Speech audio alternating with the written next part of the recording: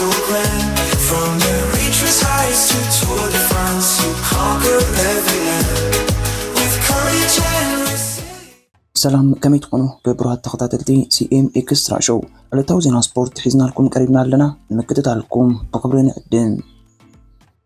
ኣብ ቻምፒየን ብሽክሌታ ዓለም መበል 25 ጊዜኡ ከም ውድድር ተኣታትዩ ዝተኻየደ ናይ ጁኒየር ማለት ትሕቲ 23 ዓመት ዓርቢ 27 መስከረም ቀፂሉ ውዒሉ ኣብዚ ምውፃእ ተቐዳደምትን ኩለን ሃገራት ዝኽታታሉ ኤርትራውያን 5 ኣባላት ኣሰሊፋ ነቲ ካብ ኡልስተር ክሳብ ዙሪክ 173.6 ኪሎ ሜትር ዝርጋሕ ዝነበረ ተቐዳደምቲ ኣብ ሰዓት 43.875 ኪሎ ሜትር ሕምባበ ነይርዎም እዚ ውድድር ሓፅፍ ናይ ንፋስ ዝዓብለሉን ንዝበዝሕ ሃገራት ዝምችእ ኮይኑ ኣይቀርብን ምስዚ ኩሉ ከዓ 2361 ብራኸ ተነቢብዎ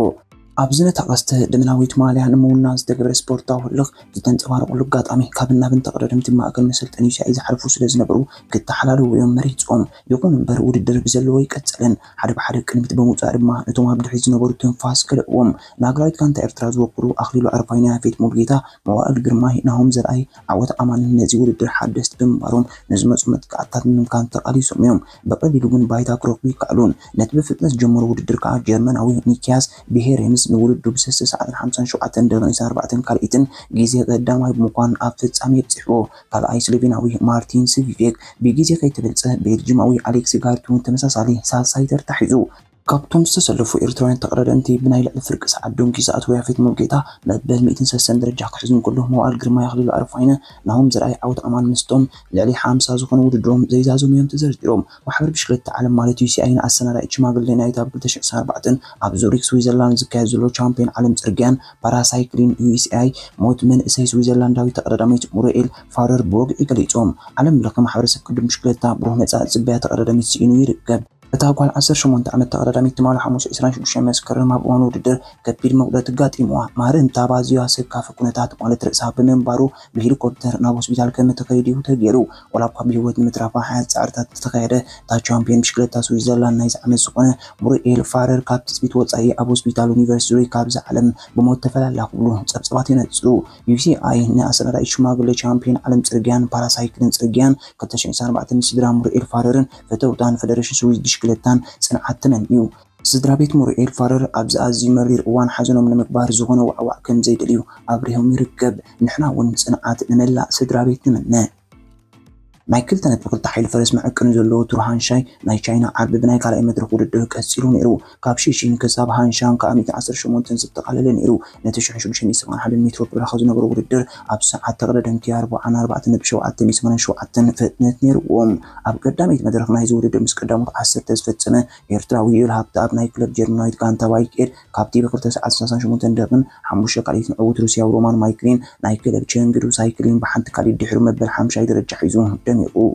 ኣብዚ ውድድር ካብ ዝሳተፉ ዘለዉ ካልኦት ኤርትራውያን ኣባላት ፊሊፒናዊት ጋንታ 711 ክሊክሮር ባይክ 9 ደቂቃን 20 ካልኢትን ዝድሓረ ኤቭን የማነ መበል 52 ክስራዕ እንከሎ 18 ደቂቃን 9 ካልኢትን ዶንጌ ኣኽሊሉ ገብረህይወት መበል 65 ምስታ 36 ደቂቃን 9 ካልኢትን ድሕራ ዝፈፀመት ዝወዓለ ኣሌክሳንደር ኢሳቅ ውድድሩ ኣይሳስብን ብሓፈሻ ኣብዚ ውድድር ናይ ግዜ ማልያ ሩስያዊ ሮማን ማይኪን ብ5 ሰዓትን 42 ደቂቃን 38 ካልኢትን ግዜ ካብ ራብዓይ ተርታ ናብ ቀዳማይ ብምምጻእ መሪሕነት ተቐቢሉ ብ17 ካልኢት ጥራይ ዝተበልፀ ኤርትራዊ ይልሃብቲ ኣብካ ካብታ ሻዓይ ናብ ራብዓይ ሓቂሩ ኤቨን የማነ መበል 52 ኣኽሊሉ ገብረህይወት መበል 61 ይርከቡ ኣብ ናይ ሽኳ ማልያ ሩስያዊ ሮማን ማይኪን ብ34 ነጥቢ ኣብ ቅድሚት ኣሎ ኤርትራዊ ይልሃብቲ ኣብካ 17 ነጥቢ ምብላል ሳልሳይ ኮይኑ ናብታ ማልያ ይቋመጥ ነብሉፅ ኣንበሳ ዓቐብ ኔዘርላንዳዊ ኣዴን ቫን ኢንገለን ናይ ክለብ ሮጃዊ ኢንሹራንስ ብ5 ነጥቢ ቀዳማይ ዘሎ እዩ ተመሳሳሊ ነጥቢ ዘለዎ ኤርትራዊ ይልሃብቲ ኣብካ ሳልሳይ ተርታ ተሰሪዑ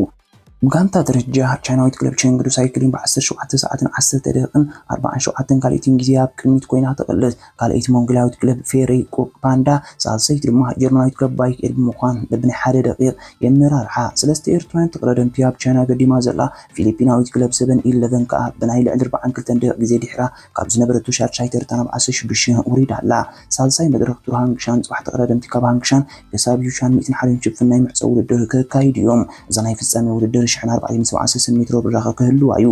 ኣብ ናይ መወዳእታ ኪሎ ሜትር ቅድሚ ፅሑም ከኣን ተቐዳደምቲ ኩርባታት ኣዳልያትሎም ኣላ ኤርትራዊ ይልሃብቲ ኣብ ካብቶም ሩስያዊ ሮማን ማይኪን ኢስቶናዊ ፓትሪክ ላው ፈረንሳዊ ስቴፍ ኩኒንግን ንናይ ግዜ ማልያ ክዕወቱ ይኽእሉ እዮም ተባሂሎም ዝተረቑዑ ሓደ እዩ አሰልጣኝ ማንቸስተር ሲቲ ፔፕ ጓርዲዮላ ከመተካታው ሪካል አማራጭ ከንዘዳለው ገሊጹ እነሱ ከብርህን ከሎ ኒውካስትል ሓንቲ ካብተን ዝሓላ ፀገምትን ዝበሃላ ጋንታታት ፕሪምየር ሊግ ምዃና ንፈልጥ ኢና ብፍላይ ከዓ ሜዳ ስለዚ ከም ናብ ኩናት ዝኣቱ ወታደር ንውግእ ክንዳለወሉ ዝግባአና ግዜ እዩ ነዛ ግጥም ተዓዊትና ብዘይዶር ክንወዳደር ከም ንኽእል ከረጋግፀልና እዩ እዚ ተዓዊትና ግን እቲ ምክንያት ዘይምህላው ጥራይ ክኸውን ዝኽእል ይብል ኣብዚ እዋን እዚ ከዓ ንቦትኡ ክሽፍኑ ይኽእሉ እዮም ዝበሎም ሪኮ ሉዊስን ማቴዎ ኮቫችችን ኤልካይ ጉንዶጋን ጆን ስቶንስን ኣካንጂን ከም መተካእታ ሮድሪ ከም ዳሓፂኦም ይወስኽ ኣብ ወርሒ ጥሪ መተካእታ ሮድሪ ከነፈርም ግድነት ንኾይኑ ግዜ ስለ ዘለና ቀሲልና ክንሓስበሉ ኢና ክብል ከዓ ደምዲሙ ብራዚላዊ ጋብርኤል ጀሱስ ናብ ናይ ግዜ ንእስነቱ ጋንታ ሳኦ ፓውሎ ክፅምበር ከም ዝደሊ ምግላፁ ተሓቢሩ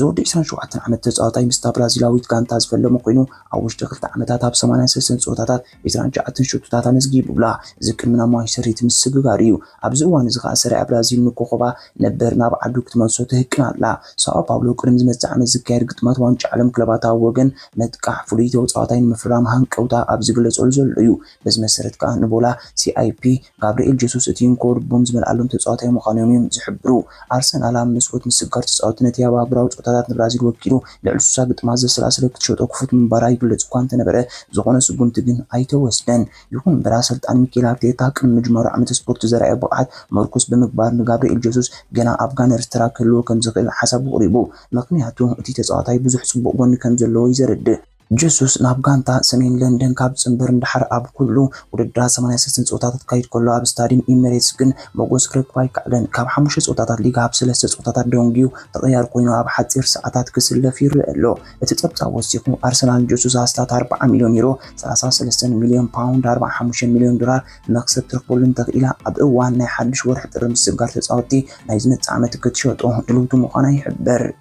ቀንዲ መቀናቐንቲ ፕሪምየር ሊግ እንግሊዝ ሲቲን ኣርሰናልን ዝሓለፈ ሰሙን መወዳእታዊ ድራማቲካዊ ኣብ ገለ እዋናት ድማ ካብ ዝሓለፈ ርክበን ውዕውዕ ዝኾነ ናይ 2-2 ነጥቢ ተማቒለን ተፈላለየን ከም ዝዝከር ዘናይ ነዊሕ ዓመታት መቀናቐንቲ ክለባት ኣሰልጠንትን ናይ ቀረባ ዕሩብ ምዃኖም እዩ ብዙሓት ተጻወትቲ ሲቲን ሜላታት ጋነርስ እንኳ ተነቐፉ ጎኒ ጎኒ ሜዳ ዝካየድ ዘሎ መስርዕ ኣርቴታ ግን ክሳብ ሕጂ ንብፃዊ ስፓኛዊ ጓርዲዮላ ዝለዓለ ኣኽብሮትን ኣድናቖትን ኣለዎ ምክንያቱ ቅድሚ ኣብ 2019 ናብ ኣርሰናል ምፅምባሩ ኣብ ሲቲ ከም ተሓጋጋዚ ኮይኑ ሰሪሑ ብምንባር እዩ ኣርቴታ ብዛዕባ ጓርዲዮላ ምስተሓተተ ብዓርቢ ንጋዜጠኛታት ኣብ ዝሃቦ መግለጺ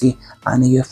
የኽብሮየ የድንቆ ንጋንትኡን ኩሉ ዝሰርሖ ስራሕ ድማ ብዘይ መጠን ዝለዓለ ናዕዳ ኣለኒ እዚ ስፖርት እዩ ሞያውን እዩ ካልእ ድማ ውልቃዊ ዝምድናና እዩ እቲ ሓደ ማዕረል ምዝጋብ እቲ ካልኣይ ድማ ስለ ዝዕወት ወይ ድማ ክንደይ ግዜ ስለ ዝሰዓሩና ቅርብ በዚ እንተዝበላሾ ድሕሪ ሕጂ ምስኡ ኣይምተዛረብኩን ስለዚ ዝምድናና ከምኡ ይኮነን ክገርመኩም ኣዝዩ ቀሊል እዩ ብውልቂ ኣይትውሰድዎ ኣካል ስራሕና እዩ እቶም ብሓቂ ዝግደስሎም ነገራት ብቆነ መገዲ ከም እትሕዞ ማረጋገጽ እቲ ኣነ ብሓቂ ዝግደሰሉ ዝምድና እዩ ስለዚ ኩዕሶ እግሪ ውጽኢት ንግሪ ኮይኑ ጋንታታት ብዝኾነ ይኹን ዋጋ ዝዕራሉን ዝዕወታሉን እዩ ኣርሰናል ተኸላኻሊ ቻምፒዮን ፕሪምየር ሊግ ሲቲ ካብ ስልጣን ኣውሪዳ ድሕሪ 2004 ንፈለማ እዋን ዋንጫ ሊግ ክትልዕል ትፅዕራላ ኢሉ ኣብዚ እዋን እዚ ኣርሰናል ዋንጫ ንምዕታር ናይ መወዳእታ ዓላማና ጌራ ሒዛ ትጓዓዝ እንተኾነ ኣርቴታ ግን ክሳብ ሕጂ ንጓርዲዮላ ልዑል ክብሪ ዝህቦ ይመስል ኣብ 4ይ ደረጃ ዘላ ኣርሰናል ሰንበታ ሜዳ ኣምሳብ ታሕተዋይ መሳልል ትርከብ ሌስተር ሲቲ ክትጻወት እያ ብጓርዲዮላ ስልጣን ማንቸስተር ሲቲ ከዓ ኣብ ተመሳሳሊ መዓልቲ ካብ ሜዳ ወጻኢ ናብ ኒውካስል ዩናይትድ ብምጋሽ ሓያል ግጥም ይጽበያ ኣብዚ ግጥም ኤርትራዊ ሾደናዊ ኣሌክሳንደር ኢሳቅ ክርከብ ትጽቢት ይግበር ኒውካስትል ንዋና ካይድ ስራሕ ዳረን ኤልስ ሕዱር ዓይነት መንሽሮ ደም ከም ዘለዎ ምሕር ምፍላጡ ካብ ስልጣኑ ከም ዝወርድ ገሊጻ ኒውካስትል ነዚ ሰንበት ሓበሬታት ማል ዓርቢ ድሕሪ መውጻእ ኤልሰን ድሕሪ 10 ወርሕ መንግስታዊ ወርፊ ስዑድ ዓረብ ካብ ትሕዞን ድሕር ንሰርሖ ስራሕ ክብሪ ሂባቶ